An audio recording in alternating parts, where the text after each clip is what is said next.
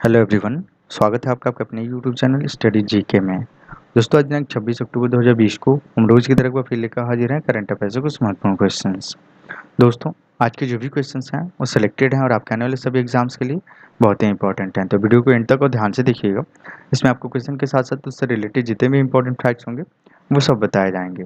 दोस्तों आज के जो भी क्वेश्चंस होंगे उसका वन लाइन मैं आपको वीडियो के एंड में दूंगा, जिससे आप आज के क्वेश्चन को आसानी से याद कर सकते हैं और आज के वीडियो की पीडीएफ फाइल आप वीडियो के डिस्क्रिप्शन लिंक से डाउनलोड कर सकते हैं। तो चलिए आज के वीडियो की शुरुआत करते हैं आज के पहले क्वेश्चन के साथ। दोस्तों आज का पहला क्वेश्चन है कि हाल ही में अमेरिका के द्वारा किस देश की कंपनी पर प्रतिबंध लगाया गया है। तो दोस्तों आपको बता दें कि अमेरिका ने साइबर हमला करने में लिप्त पाई गई रूस की एक कंपनी को 25 अक्टूबर 2020 से बैन कर दिया है। तो इसमें जो आपका ऑप्शन है डी रूस, ये बिल्कुल राइट है। दोस्तों रूस की जिस कंपनी को बैन किया गया है उसका नाम है central scientific research institute of chemistry and mechanics. नाम एक बार फिर सुन लीजिएगा, central scientific research institute of chemistry and mechanics. दोस्तों इस कंपनी को जो है औद्योगिक क्षेत्र में साइबर हमला करने का दोषी पाया गया है और इन हमलों का करने का जो मकसद था वो डेटा को चुराना और उसके बदले फिरौती की मांग करना था।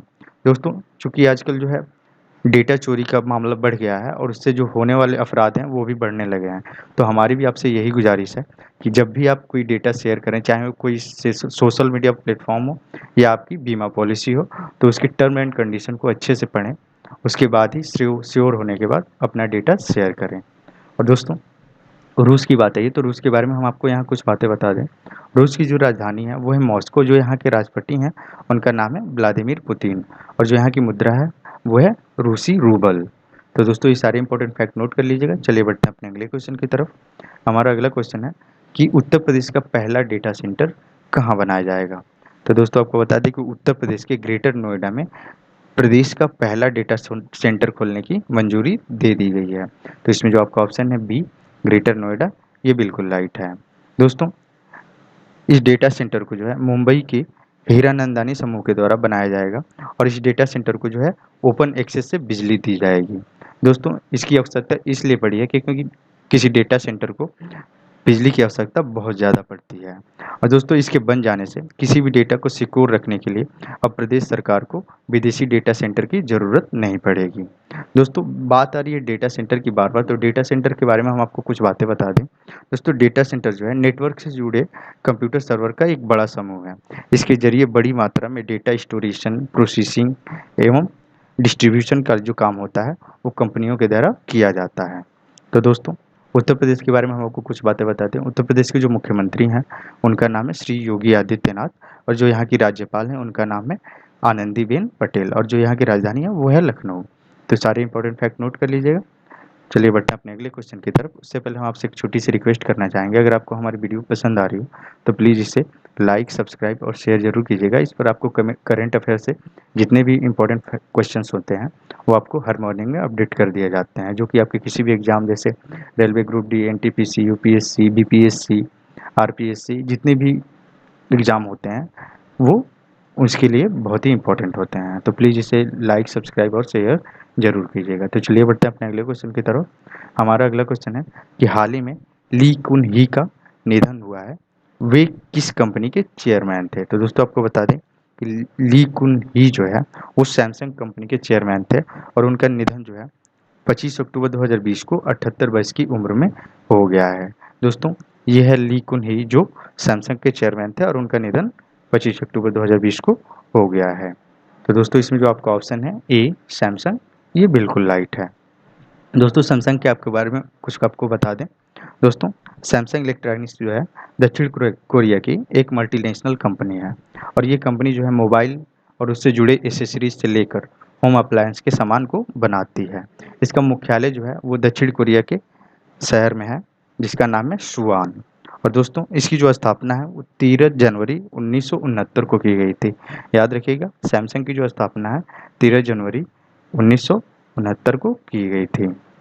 दोस्तों अब इसके जो चेयरमैन है फिलहाल में उनका नाम है लीजे यंग और जो इसके सीईओ हैं उनका नाम है कोन ओ यून और जो इसके अध्यक्ष हैं उनका नाम है योंग जोन। तो ये सारे इंपॉर्टेंट फैक्ट नोट कर लीजिएगा, ये अपने आप में एक क्वेश्चंस भी हैं।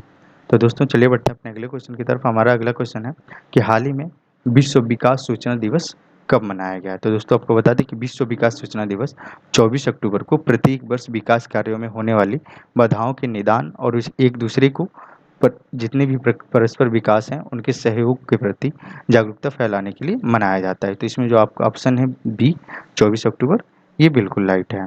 दोस्तों इस दिवस को जो है द्वितीय राष्ट्रीय विकास दशक के दिन 1970 में अपनाया गया था, यानी इसकी जो मनाने की शुरुआत है वो 1970 में मंजूर की गई थी कि इस दिन से जो है 24 अक्टूबर से जो है विश्व विकास सूचना दिवस मनाया जाएगा। दोस्तों जो भी दिवस पूछे जाते हैं उनका थीम बहुत इंपॉर्टेंट होता है।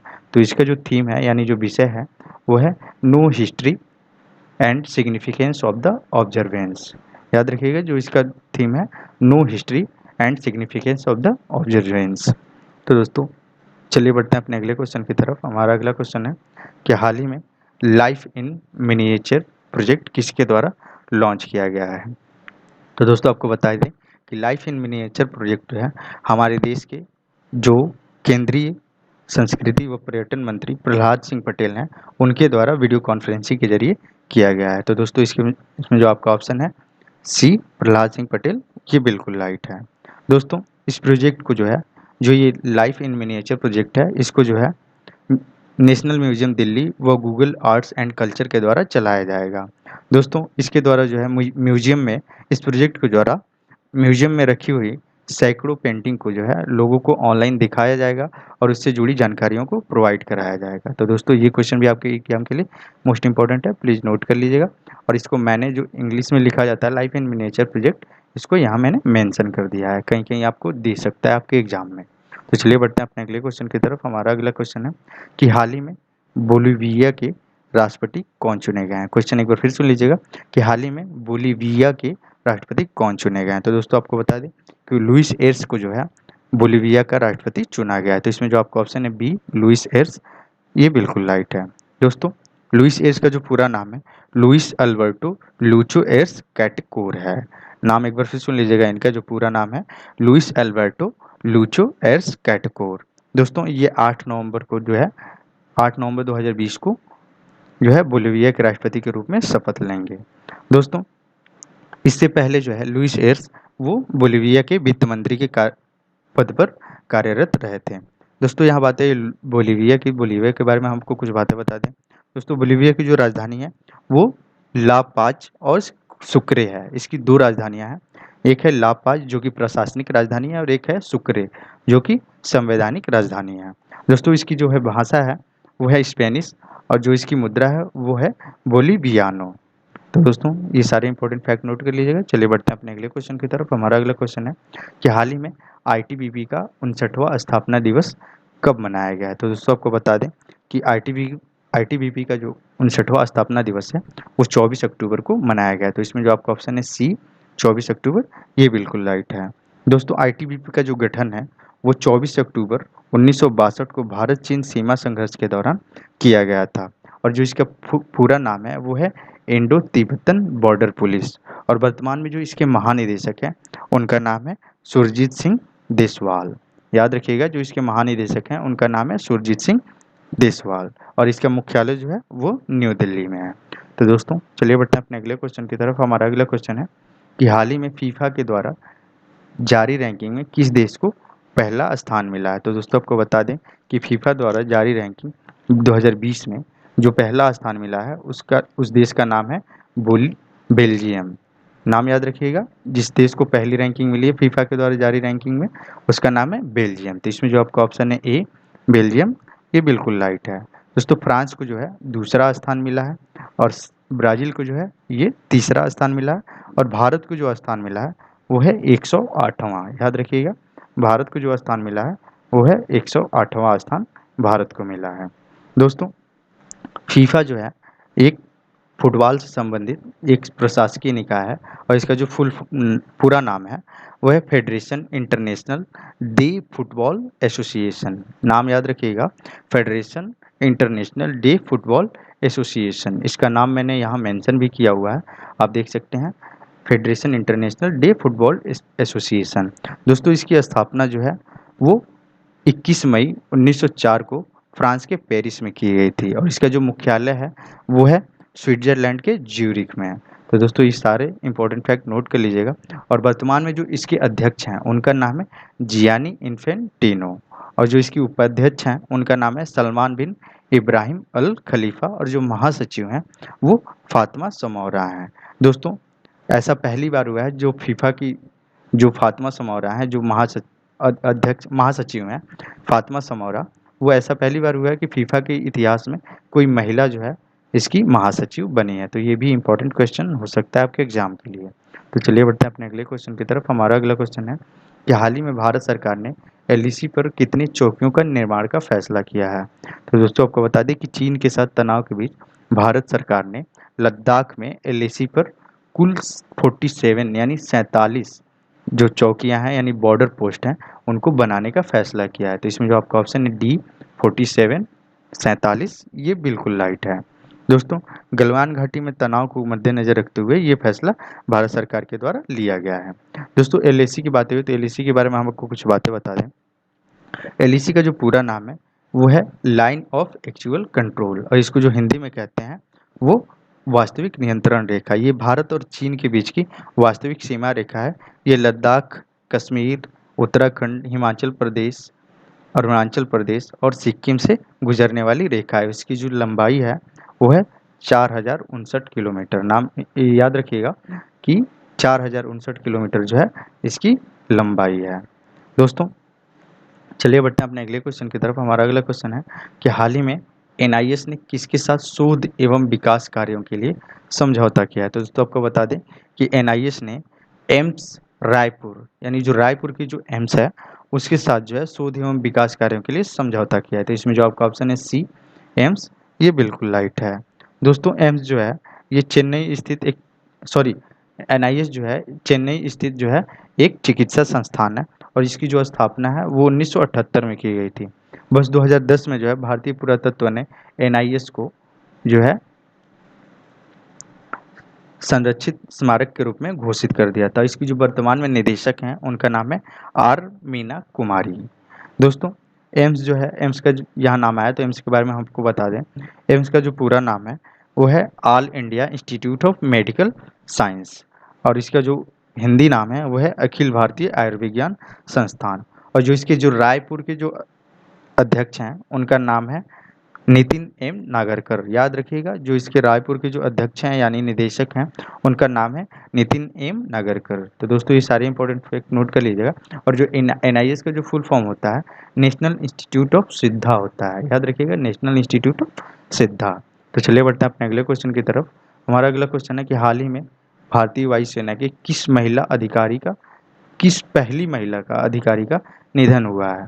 दोस्तों ये क्वेश्चन मोस्ट इंपॉर्टेंट है क्योंकि ये भारत की पहली महिला अधिकारी, वो भी एयरफोर्स से रिलेटेड की बात हो रही है। तो दोस्तों आपको बता दें कि एयरफोर्स की जो पहली महिला अधिकारी थी विजय लक्ष्मी रमनन, उनका जो है 96 वर्ष की उम्र में निधन हो गया है। और दोस्तों उन्हीं के बारे में यहाँ पूछा जा रहा है। तो इसमें जो आपका ऑप्शन है बी विजय लक्ष्मी रमनन ये बिल्कुल राइट है। दोस्तों विजय लक्ष्मी रमनन जो है वो 2 अगस्त 1955 को बतौर अधिकारी इंडियन एयरफोर्स यानी भारतीय वायुसेना में कमीशन हुई थी, और 22 अगस्त 1972 को जो है इन्हें विंग कमांडर का पद दिया गया, और 28 फरवरी 1979 को जो है ये एयरफोर्स से रिटायर हो गई। दोस्तों इन्हें जो है विशिष्ट सेवा मेडल से नवाजा गया है जो कि हमारे देश के लिए सेवा करने में दिया जाने वाला एक सर्वोच्च मेडल है। तो दोस्तों ये सारे इंपॉर्टेंट फैक्ट नोट कर लीजिएगा। चलिए बढ़ते हैं अपने अगले क्वेश्चन की तरफ। हमारा अगला क्वेश्चन है कि हाल ही में एलजी के ब्रांड एम्बेसडर कौन बने हैं। दोस्तों एलजी एक होम अप्लायंस कंपनी है, होम अप्लायंस से रिलेटेड ये सामान बनाती है और ये मोबाइल का भी निर्माण करती है। तो इसके जो ब्रांड एम्बेसडर बने हैं उनका नाम है लुइस हैमिल्टन। तो इसमें जो आपका ऑप्शन है सी लुइस हैमिल्टन ये बिल्कुल राइट है। दोस्तों एलजी के बारे में हम आपको कुछ बातें बता दें। दोस्तों एलजी जो है दक्षिण कोरिया की एक मल्टीनेशनल कंपनी यानी कि बहुराष्ट्रीय कंपनी है, और जैसा कि मैंने आपको बताया कि ये होम अप्लायंस और मोबाइल से रिलेटेड सामानों को बनाती है और मोबाइल को बनाती है। और दोस्तों इसकी जो मुख्यालय है हेडक्वार्टर है वो है दक्षिण कोरिया के सियोल में, और जो इसकी स्थापना है एलजी की वो वर्ष 1958 में की गई थी। याद रखिएगा जो इसकी स्थापना है वो वर्ष 1958 में की गई थी। दोस्तों वर्तमान में इसके जो चेयरमैन हैं उनका नाम है क्वांग मो कू। याद रखिएगा, क्वांग मो कू जो है एलजी के चेयरमैन है। जो इसके चीफ एग्जीक्यूटिव ऑफिसर यानी सीईओ हैं उनका नाम है जी सियोंग जिन। और जो इसके अध्यक्ष हैं उनका नाम है जुंग डो यून। तो दोस्तों ये सारे इंपॉर्टेंट फैक्ट नोट कर लीजिएगा। यहाँ बात है लुइस हैमिल्टन की। तो लुइस हैमिल्टन के बारे में हम आपको कुछ बातें बता दें। दोस्तों लुइस हैमिल्टन जो है वो ब्रिटिश के एक formula one racing driver Clayton Mercedes के लिए रेसिंग करते हैं। ये आप इम्पोर्टेंट हैं। तो दोस्तों चलिए बढ़ते हैं अपने अगले क्वेश्चन की तरफ।